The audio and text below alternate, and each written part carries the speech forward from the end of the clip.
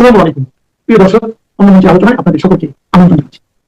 বাংলাদেশে বিগত আওয়ামী লীগ আমলে আলোচিত পুলিশের আইজি বেনজির আহমেদ দুবাইয়ে গ্রেপ্তার হয়েছেন।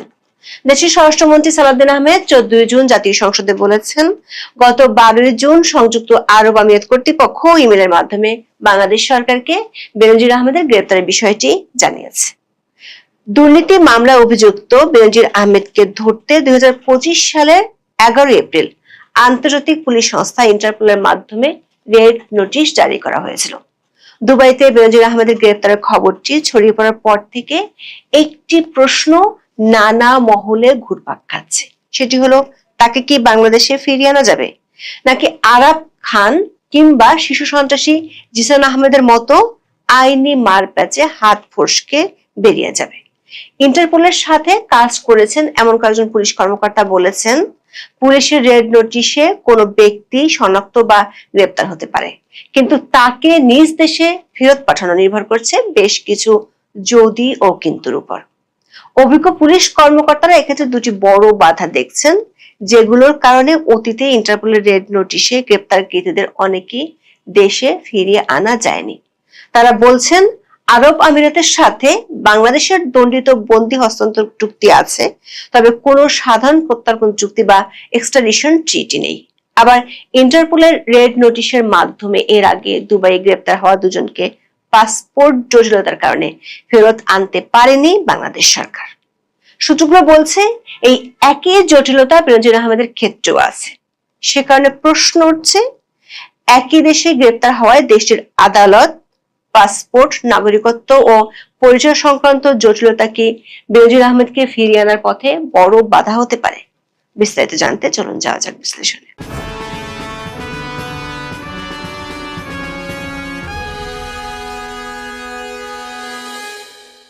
2020 সালের এপ্রিল থেকে 2022 সালের সেপ্টেম্বর পর্যন্ত বাংলাদেশ পুলিশের মহাপরিদর্শক ছিলেন বেনজির আহমেদ। তার আগে 2015 সালের জানুয়ারি থেকে 2020 সালের এপ্রিল পর্যন্ত র্যাবের মহাপরিচালক। 2022 সালের 30 সেপ্টেম্বর তিনি অবসরে যান। আওয়ামী লীগ আমলের শেষ দিকে 2024 সালের মার্চে বেনজির আহমেদের ঘরে আলাদিনের চিরাগ এবং 3রা এপ্রিল বনের জমিতে বেনজিরের রিসোর্ট শিরোনামে দুটি প্রতিবেদন প্রকাশ করে দৈনিক কালের কণ্ঠ। সেখানে সাবেক আইজিপির বিরুদ্ধে অবৈধ সম্পদ অর্জনের অভিযোগ উঠে আসে। এরপরে আলোচনা শুরু হয় তাকে নিয়ে। সেই প্রেক্ষাপটে আওয়ামী লীগ আমলে ওই বছরের 22 এপ্রিল বেনজির আহমেদের বিষয়ে ওঠা অভিযোগের তদন্ত করে 2 মাসের মধ্যে প্রতিবেদন দিতে নির্দেশ দেয় হাইকোর্টের একটি বেঞ্চ। একই দিনে দুর্নীতি দমন কমিশন জানায় বিষয়টি নিয়ে তারা অনুসন্ধান শুরু করেছে। পরে দুদকের আবেদনে বেনজির, তার স্ত্রী ও 3 মেয়ের স্থাবর সম্পদ ক্রয়ের আদেশ দেয় ঢাকা মহানগরের জ্যেষ্ঠ বিশেষ জজ আদালত। তাদের নামে থাকা ব্যাংক হিসাব এবং বিভিন্ন কোম্পানিতে তাদের নামে থাকা শেয়ারও অবরুদ্ধ করার আদেশ আসে।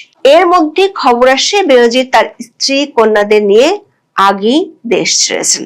পরে বেনজির আহমেদ নিজেও বোট ক্লাবের সভাপতির পদ থেকে পদত্যাগের জন্য দেওয়া চিঠিতে পরিবারের সদস্যদের নিয়ে বিদেশে থাকার কথা বলেন। 24 আগস্টে আওয়ামী লীগ সরকারের পতনের পর অন্তর্বর্তী সরকারের সময় আরো অনেকের মতো বেনজির আহমেদের বিরুদ্ধে তদন্ত গতি পায়। তার এবং তার পরিবারের বিরুদ্ধে 1 ডজনের বেশি দুর্নীতির মামলা করে দুদক। এছাড়া বিগত আওয়ামী লীগ সরকারের সময় বিচার বহির্ভূত হত্যা, গুম, খুনে তার সংশ্লিষ্টতার অভিযোগ নিয়েও তদন্ত শুরু হয়।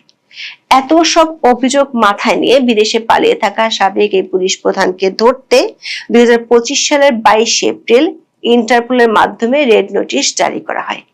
এরপর মে মাসে 11 কোটিরও বেশি টাকার অবৈধ সম্পদ অর্জনের অভিযোগে দুদকের মামলায় বেনজির আহমেদের বিরুদ্ধে অভিযোগ গঠন করে তার বিচার শুরুর আদেশ দেয় ঢাকার একটি আদালত। সেই মামলা বর্তমানে সাক্ষ্য গ্রহণের পর্যায়ে রয়েছে।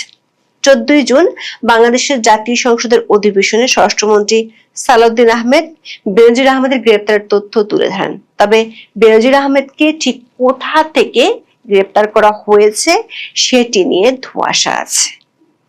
বাংলাদেশের অনেক গণমাধ্যমে বলা হচ্ছে, লন্ডন থেকে সিঙ্গাপুর বা থাইল্যান্ড যাওয়ার পথে দুবাই এয়ারপোর্টে ট্রানজিটের সময় বেনজির আহমেদ গ্রেপ্তার হয়েছেন।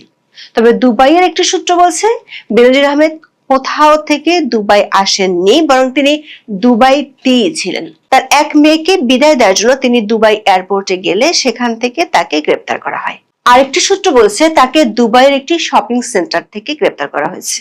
তিনি বাংলাদেশ ছাড়ার পর থেকে দুবাইতে আছেন এবং সেখান থেকে তিনি অনেক দেশ ভ্রমণ করেছেন। বাংলাদেশের জাতীয় সংসদের কার্যপ্রণালী বিধির ৩০ ধারায় দেওয়া এক বিবৃতিতে স্বরাষ্ট্রমন্ত্রী সালাউদ্দিন আহমেদ বলেছেন, গত 12 জুন সংযুক্ত আরব আমিরাতের স্বরাষ্ট্র মন্ত্রণালয়ের অধীন ন্যাশনাল সেন্ট্রাল ব্যুরো বা এনসিবি আবুধাবি থেকে পাঠানো এক ইমেইলে বাংলাদেশ সরকারকে জানানো হয়েছে দুর্নীতির মামলায় অভিযুক্ত বেনজির আহমেদকে সেখানকার পুলিশ গ্রেপ্তার করেছে এবং তিনি বর্তমানে আটক আছেন। স্বরাষ্ট্রমন্ত্রী বলেন, বেনজির আহমেদকে গ্রেপ্তারের লক্ষ্যে ঢাকায় পুলিশ সদর দপ্তরের ন্যাশনাল সেন্ট্রাল ব্যুরোর মাধ্যমে ইন্টারপোলে আবেদন করা হয়। এর পরিপ্রেক্ষিতে 2025 সালের 11 এপ্রিল তার বিরুদ্ধে রেড নোটিশ জারি করা হয়। সেই নোটিশের ভিত্তিতে আমিরাতের পুলিশ তাকে গ্রেপ্তার করেছে। ইন্টারপোলের রেড নোটিশে দেখা যায় বেনজির আহমেদের বিরুদ্ধে ওই নোটিশ প্রকাশ করা হয় 2025 সালের 11 এপ্রিল। সেখানে তাকে ফিউজিটিভ ওয়ান্টেড ফর প্রসিকিউশন বা বিচারের জন্য পলাতক আসামি হিসেবে বর্ণনা করা হয়েছে। সতর্কতামূলক অংশে তার নামের পাশে ডেঞ্জারাস এবং এসকেপ রিস্ক লেখা রয়েছে।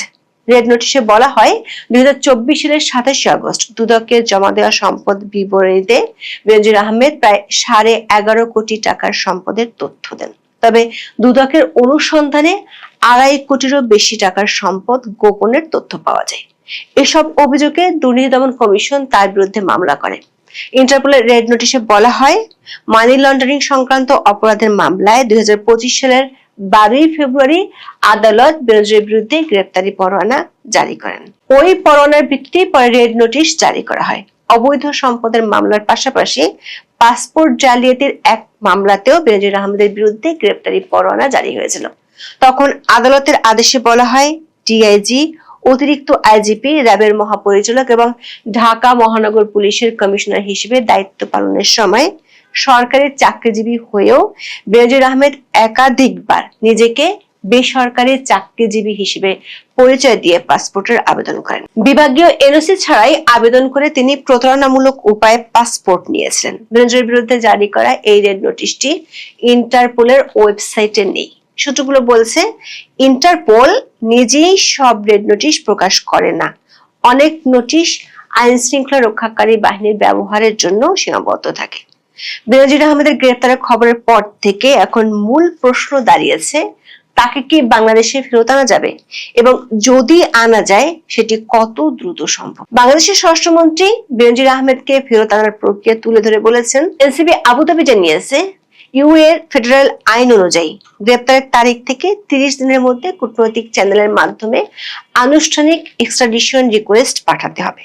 বেনজির আহমেদকে গ্রেপ্তার করা হয়েছে 12 জুন, সেই হিসেবে আগামী 11 জুলাইয়ের মধ্যে বাংলাদেশ সরকারকে আবেদন করতে হবে। স্বরাষ্ট্রমন্ত্রী সালাউদ্দিন আহমেদ বলেছেন, প্রয়োজনীয় মামলা, গ্রেপ্তারি পরোয়ানা ও তদন্ত সংক্রান্ত নথিপত্র প্রস্তুত করে স্বরাষ্ট্র মন্ত্রণালয় প্রত্যর্পণ প্রস্তাব অনুমোদন করবে। এরপর পররাষ্ট্র মন্ত্রণালয়ের মাধ্যমে ইউএই কর্তৃপক্ষের কাছে আনুষ্ঠানিক প্রত্যর্পণ আবেদন পাঠানো হবে। তবে অভিজ্ঞ পুলিশ কর্মকর্তারা বলেছেন, ইন্টারপোলের রেড নোটিশে কোনো ব্যক্তি শনাক্ত বা গ্রেপ্তার হতে পারেন, কিন্তু তাকে নিজ দেশে ফেরত পাঠানো নির্ভর করে যে দেশে তিনি আটক হয়েছেন সেই দেশের আইন, আদালত, প্রত্যর্পণ সংক্রান্ত চুক্তি, কূটনৈতিক তৎপরতা এবং মামলার নথিপত্রের গ্রহণযোগ্যতার উপর। কারণ ইন্টারপোলের রেড নোটিশ কোনো আন্তর্জাতিক গ্রেপ্তারি পরোয়ানা নয়, বরং এটি হলো ইন্টারপোলের সদস্য দেশগুলোর কাছে একটি অনুরোধ, যাতে কোনো পলাতক ব্যক্তিকে শনাক্ত, অবস্থান নির্ধারণ এবং প্রয়োজনে সাময়িকভাবে আটক করা যায়। এর ভিত্তি হতে হয় সংশ্লিষ্ট দেশের আদালতের গ্রেপ্তারি পরোয়ানা বা বিচারিক আদেশ। এক্ষেত্রে প্রথম দেখার বিষয়, আরব আমিরাতের সাথে বাংলাদেশের বন্দী প্রত্যর্পণ চুক্তি আছে কিনা। কূটনৈতিক সূত্রগুলো বলছে, 2014 সালের 27 অক্টোবর সংযুক্ত আরব আমিরাতের জাবিল প্যালেসে বাংলাদেশের তৎকালীন প্রধানমন্ত্রী শেখ হাসিনা এবং দুবাইয়ের শাসক শেখ মোহাম্মদ বিন রশিদ আল মাকতুমের উপস্থিতিতে দুই দেশের মধ্যে নিরাপত্তা সহযোগিতা ও দণ্ডিত বন্দী বিনিময় সংক্রান্ত চুক্তি স্বাক্ষরিত হয়েছিল। এই চুক্তির নাম ছিল দণ্ডিত বন্দী হস্তান্তর চুক্তি বা agreement on the transfer of sentenced person. তবে এই চুক্তি শুধুমাত্র সেই সব কয়েদি বা বন্দীদের ক্ষেত্রে প্রযোজ্য যারা ইতিমধ্যে কোন একটি দেশে সুনির্দিষ্টভাবে সাজাপ্রাপ্ত হয়ে সে দেশের কারাগারে সাজা ভোগ করেছেন। তবে এই চুক্তি পলাতক, বিচারাধীন বা নতুন গ্রেপ্তারকৃত আসামিদের ক্ষেত্রে প্রযোজ্য নয়। এটি প্রযোজ্য হতো যদি আরব আমিরাতের সাথে বাংলাদেশের কোনো সাধারণ বা সার্বিক প্রত্যর্পণ চুক্তি কিংবা এক্সট্রাডিশন ট্রিটি থাকতো। সাধারণ প্রত্যর্পণ চুক্তি থাকলে কোনো আইনি বাধ্যবাধকতা ছাড়াই স্বয়ংক্রিয়ভাবে বাংলাদেশের আসামিকে ফেরত পাঠানো যেত। তবে সংযুক্ত আরব আমিরাতের ফেডারেল আইনে বলা হয়েছে কোনো দেশের সাথে সুনির্দিষ্ট প্রত্যর্পণ চুক্তি না থাকলেও পারস্পরিকতার নীতির ভিত্তিতে যে কোনো পলাতক আসামিকে প্রত্যর্পণ করা সম্ভব। তবে সেক্ষেত্রে বাংলাদেশকে এখন প্রমাণ করতে হবে বেনজির আহমেদের বিরুদ্ধে মামলা রাজনৈতিক প্রতিহিংসার নয়, এটি দুর্নীতি, অবৈধ সম্পদ, জালিয়াতি, মানি লন্ডারিং বা সংশ্লিষ্ট অপরাধের বিচারিক প্রক্রিয়া। একই সঙ্গে দেখাতে হবে বাংলাদেশে তিনি ন্যায় বিচার পাবেন। দৈনিক প্রথম আলোর এক খবরে কয়েকজন পুলিশ কর্মকর্তার বরাত দিয়ে বলা হয়েছে, বেনজির আহমেদকে ফেরাতে বাংলাদেশকে সাধারণত কয়েক ধরনের নথি পাঠাতে হবে। এর মধ্যে থাকতে পারে আদালতের গ্রেপ্তারি পরোয়ানা, মামলার এজাহার, অভিযোগপত্র বা তদন্ত সংক্রান্ত সারসংক্ষেপ, তার পরিচয়পত্র সংক্রান্ত তথ্য, অপরাধের বিবরণ, সংশ্লিষ্ট আইন ও শাস্তির বিধান, আদালতের আদেশ এবং প্রত্যর্পণের আইনি ভিত্তি। এসব নথি আমিরাত কর্তৃপক্ষের গ্রহণযোগ্য ভাষায় অনুবাদ ও প্রত্যয়ন করতে হতে পারে। প্রত্যর্পণ অনুরোধ পাওয়ার পর আমিরাতের সংশ্লিষ্ট কর্তৃপক্ষ প্রথমে নথিপত্র যাচাই করবে, এরপর বিষয়টি আদালতের সামনে যেতে পারে। সেদেশের আদালত দেখবে যে অপরাধের অভিযোগে বাংলাদেশ বেনজির আহমেদকে ফেরত চাইছে সেই ধরনের অপরাধ আমিরাতের আইনও অপরাধ হিসেবে গণ্য হয় কিনা। একে বলা হয় ডুয়েল ক্রিমিনালিটি বা উভয় দেশের আইনে অপরাধ হওয়া। তবে আদালত আরো কিছু বিষয় বিবেচনা করতে পারে, যেমন মামলাটি রাজনৈতিক উদ্দেশ্য প্রণীত কিনা, একই ঘটনায় আগে কোথাও বিচার হয়েছে কিনা, মামলা বা দণ্ড সময়সীমার কারণে অকার্যকর হয়েছে কিনা, আসামের মৌলিক অধিকার ক্ষুণ্ণ হওয়ার আশঙ্কা আছে কিনা, অথবা তাকে ফেরত পাঠালে অমানবিক আচরণ বা অন্য কোনো আইনি ঝুঁকি তৈরি হতে পারে কিনা। সংশ্লিষ্টরা বলছেন বেনজির আহমেদকে ফেরত আনার ক্ষেত্রে এর চেয়ে গুরুত্বপূর্ণ হলো তার পরিচয় ও পাসপোর্ট সংক্রান্ত জটিলতা, যে জটিলতায় এর আগে ইন্টারপোলের রেড নোটিশের কারণে দুবাই গ্রেপ্তার হওয়া দুই বাংলাদেশিকে ফেরত আনা যায়নি। এর মধ্যে সবশেষ ঘটনাটি হলো পুলিশের বিশেষ শাখার পরিদর্শক মামুন ইমরান খান হত্যা মামলার আসামি আরাব খান, যিনি রবিউল ইসলাম নামে পরিচিত। আরাব খানকে দুবাই থেকে ফিরিয়ে আনতে না পারার ঘটনাটি বাংলাদেশের পুলিশ ও পররাষ্ট্র মন্ত্রণালয়ের জন্য একটি বড় ধরনের ধাক্কা ছিল। আরাব খানের ক্ষেত্রে সবচেয়ে বড় আইনি ও কূটনৈতিক বাধা ছিল তার পাসপোর্ট সংক্রান্ত জটিলতা। আরাব খান মূলত বাংলাদেশি নাগরিক হলেও তার কাছে ভারতীয় পাসপোর্ট ছিল। তিনি দুবাইয়ে বৈধ ভারতীয় নাগরিক হিসেবে ছিলেন। দুবাই পুলিশের সাধারণ নিয়ম অনুযায়ী কোনো ব্যক্তিকে অন্য কোনো দেশের অনুরোধে হস্তান্তর করতে হলে তার নাগরিকত্ব সুনির্দিষ্ট করতে হয়। একই ঘটনা ঘটেছিল শীর্ষ সন্ত্রাসী জিসান আহমেদের ক্ষেত্রে। 2019 সালে তাকে দুবাইয়ে গ্রেপ্তারের খবর আসে।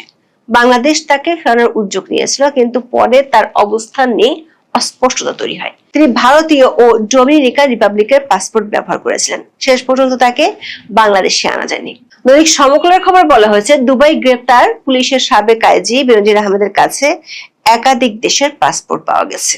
রোববার দুবাই একটি সূত্র জানায় বাংলাদেশ ছাড়াও তার কাছে পর্তুগালের পাসপোর্ট রয়েছে। এছাড়া তার কাছে সংযুক্ত আরব আমিরাতে বসবাসের অনুমতিপত্র আছে। অভিজ্ঞ পুলিশ কর্মকর্তারা মনে করেন আরব আমিরাতের আদালত অন্য দেশের পাসপোর্ট, নাগরিকত্ব ও পরিচয় সংক্রান্ত জটিলতা বেনজিরের প্রত্যর্পণের পথে বড় বাধা হতে পারে। তবে ইন্টারপোলের রেড নোটিশের মাধ্যমে ফেরানোর উদাহরণও আছে। 2022 সালের মে মাসে ঢাকায় আওয়ামী লীগ নেতা জাহিদুল ইসলাম হত্যা মামলার আসামি সুমন শিকদার ওরফে মুসাকে ওমান থেকে, 2015 সালে শিশু শেখ সামিউল আলম রাজন হত্যা মামলার প্রধান আসামি কামরুল ইসলামকে সৌদি আরব থেকে, গত বছরের জুলাইয়ে নরসিংদী শিবপুর উপজেলার চেয়ারম্যান ও বীর মুক্তিযোদ্ধা হারুন রশিদ খান হত্যা মামলার আসামি আরিফ সরকারকে ফেরত আনা হয়েছিল। সংশ্লিষ্টরা বলছেন আরাব খান কিংবা সন্ত্রাসী জিসানের মতো বেনজির আহমেদও হাত ফসকে বেরিয়ে যায় কিনা সেটি নির্ভর করছে বাংলাদেশ সরকারের কূটনৈতিক সক্ষমতার উপর আর আরব আমিরাতের আদালতের সিদ্ধান্তের উপর। এখন এ পর্যন্ত। সবাই ভালো থাকুন, সুস্থ থাকুন, নিরাপদে থাকুন। দেখা হবে আগামী পর্বে।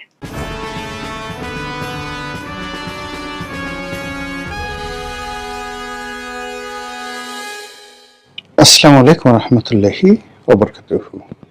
সম্মানিত দর্শক, আপনারা ইতিমধ্যে অনেকেই লক্ষ্য করেছেন যে পররাষ্ট্রমন্ত্রী জনাব খলিলুর রহমান রাশিয়া সফর করেছেন এবং রাশিয়ার পররাষ্ট্রমন্ত্রীর সঙ্গে বাংলাদেশের পররাষ্ট্রমন্ত্রীর একটি আনুষ্ঠানিক দ্বিপক্ষীয় বৈঠক হয়েছে।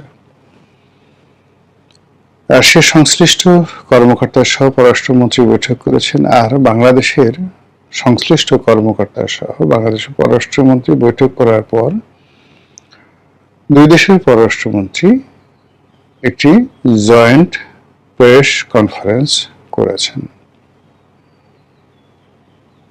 আমাদের পররাষ্ট্রমন্ত্রী ইংরেজিতে বলেছেন এবং রাশিয়াকে ধন্যবাদ জানিয়েছেন যে গত যে নির্বাচন হলো, জাতিসংঘের মহাসচিব না ঠিক জাতিসংঘের সাধারণ পরিষদের চেয়ারম্যান পদে বা সভাপতি পদে ডক্টর খলিলকে রাশিয়া সমর্থন দিয়েছিল, এই জন্য তিনি রাশিয়াকে ধন্যবাদ দিলেন।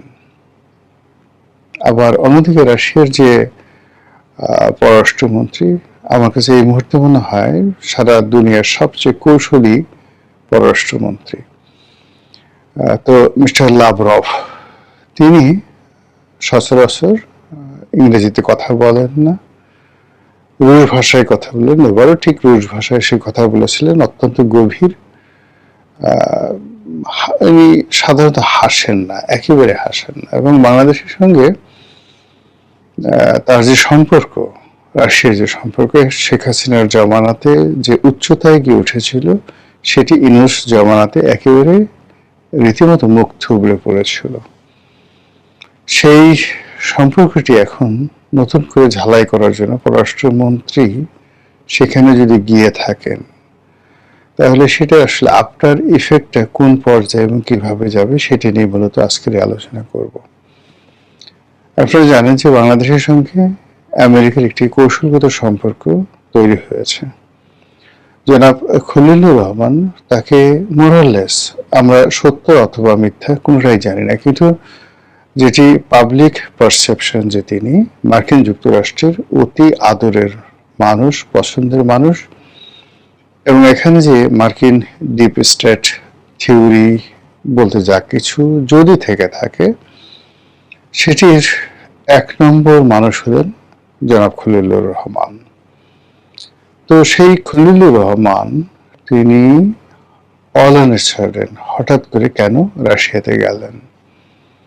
এটি কি নেহাত বাংলাদেশ রাশিয়ার দ্বিপাক্ষিক সম্পর্ক, নাকি এটা ইউক্রেন এবং রাশিয়ার যে যুদ্ধ, সেই যুদ্ধের মধ্যে মার্কিন যুক্তরাষ্ট্রের একজন প্রতিনিধি বা মার্কিন যুক্তরাষ্ট্রের একজন খুব পছন্দের মানুষ এই প্রথম মস্কো শহরে গেলেন?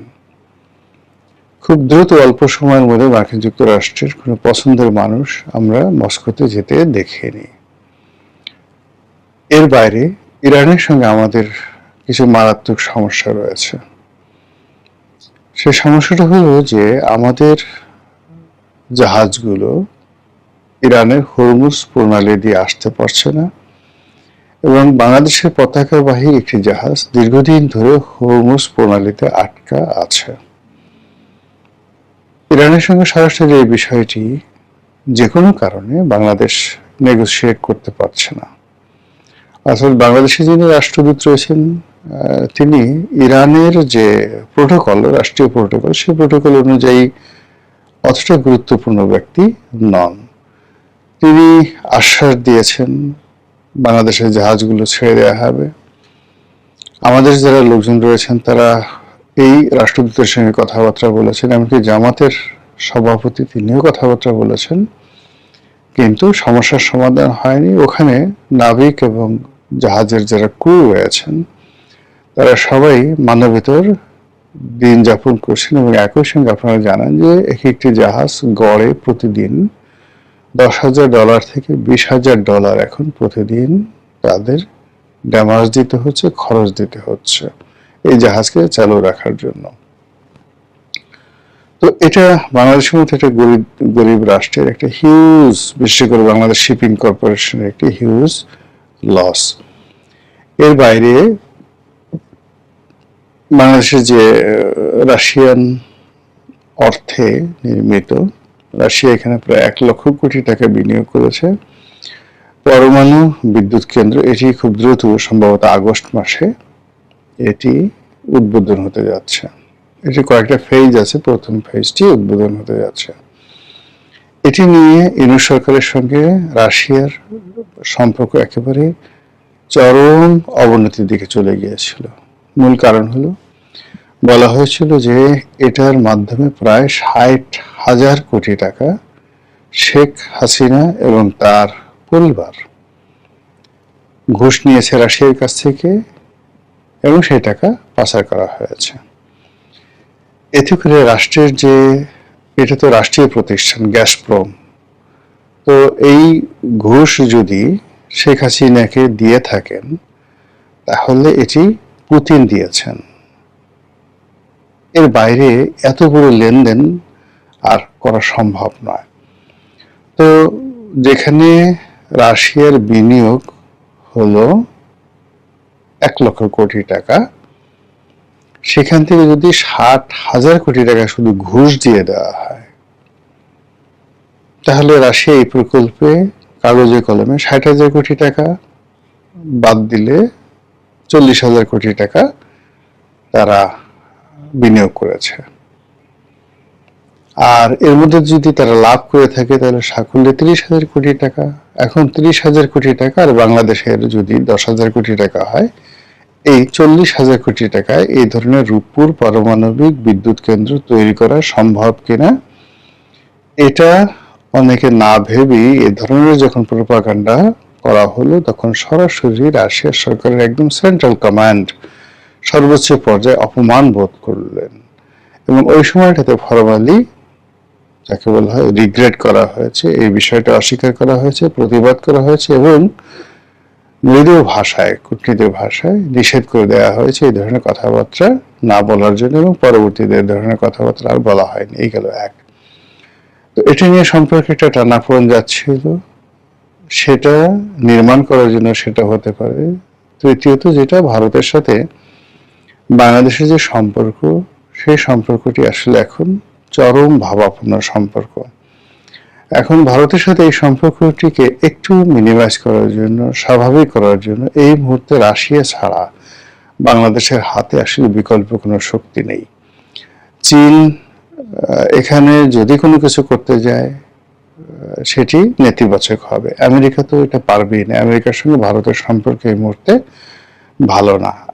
এই সার্বিক দিক বিবেচনা করে আপনি যদি প্রশ্ন তুলেন যে এই মুহূর্তে হঠাৎ করে তিনি রাশিয়া সফরে কেন গেলেন, আর এই সফরটি সরকারের জন্য, জনাব খলিলুর রহমানের জন্য, এটা কি লাভজনক হবে, সুবিধাজনক হবে, নাকি বুমেরাং হবে, এই কথাগুলো খুব সংক্ষেপে বলে আজকের এই ভিডিওর যে কন্টেন্ট, সেই কন্টেন্টটি শেষ করব।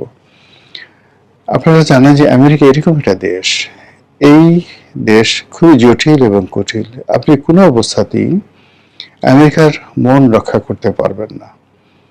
আমেরিকার সঙ্গে বাংলাদেশের যে চুক্তি হয়েছে এবং সেই চুক্তির হাত ধরে অন্যান্য যে সকল চুক্তি হয়েছে, তাদের কাঁচামাল কেনার জন্য, তাদের তুলার সামগ্রী কেনার জন্য, তাদের টেক্সটাইলের র প্রোডাক্ট কেনার জন্য, মেশিনারিজ কেনার জন্য, কেমিক্যাল কেনার জন্য, এবং তাদের যে বিমান, এই বিমান কেনার জন্য যে চুক্তিগুলো হয়েছে, এ যাবৎ কত হাজার কোটি টাকার, আমরা যেটা শুনেছি কেবলমাত্র বিমান ক্রয় বাবদ 40,000 কোটি টাকার যে ডিল, প্যাকেজ ডিল আমেরিকার সঙ্গে হয়েছে।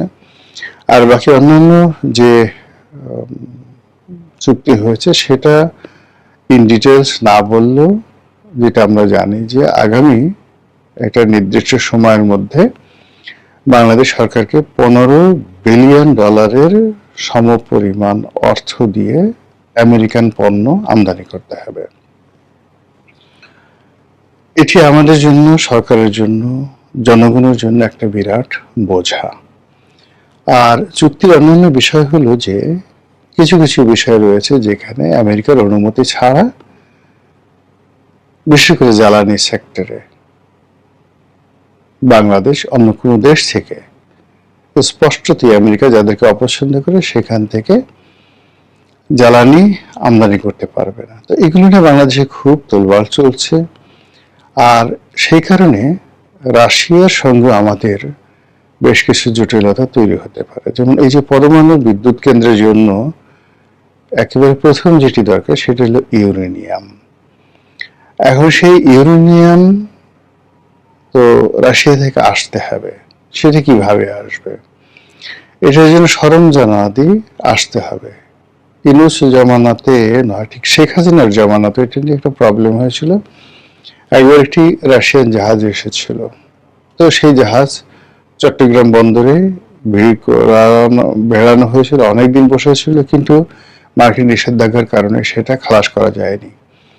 এরপর এটি চলে যায় কলকাতার হলদিয়া বন্দরে এবং সেখান থেকে খালাস করে বাংলাদেশে আসার কথা ছিল এবং শেষ পর্যন্ত সেটি খালাস করা যায়নি। এর ফলে কি হলো, ওই সময় রাশিয়া বাংলাদেশের প্রতি ভীষণ রকম বিরক্ত হয়েছিল। তো বিরক্তি হওয়ার কারণে এই প্রকল্পটা পিছিয়ে যায়। অধিকান্ত যেই সমস্যাটা দেখা দেয় সেটি হলো যে বাংলাদেশ ওই মুহূর্তে রাশিয়ান জাহাজ থেকে ইউরেনিয়াম এবং যাকে বলা হয় অন্যান্য কাঁচামাল, মেশিনারিজ, এগুলো খালাস করতে না পারা।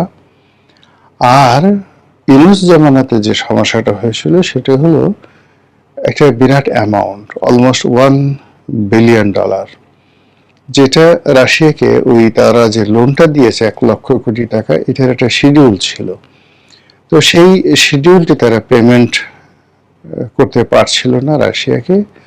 এর কারণ হলো রাশিয়া ওটা রুবলে চাচ্ছিল এবং সেটা রুবলে দেওয়ার জন্য বাংলাদেশকে যেটা হতো, সরাসরি রুবলে দেওয়া যায় না, এখানে বাংলাদেশকে চীনের সহযোগিতায় এটাকে ইউয়ানে পরিণত করে তারপর আবার রুবলে চায়নার মাধ্যমে ট্রান্সফার করার জন্য রাশিয়া যেভাবে বলেছিল, ওটাও মার্কিন নিষেধাজ্ঞার কারণে বাংলাদেশ পারছিল না। এর কারণে বাংলাদেশের এই যে $1 বিলিয়ন দেওয়ার জন্য যে ব্যাংকিং চ্যানেলগুলো রয়েছে, প্রায় সব চ্যানেল, প্রায় না, অলমোস্ট 100% চ্যানেলগুলো মার্কিন নিয়ন্ত্রিত। তো সেটা মার্কিন ফেডারেল রিজার্ভ ধরেন কিংবা ভারতের কেন্দ্রীয় ব্যাংক বলেন, যেখানে আমাদের অর্থগুলো রয়েছে, চীনের সঙ্গে আমাদের কোনো লেনদেন নেই এবং সেখানে আমাদের কোনো অর্থ নেই।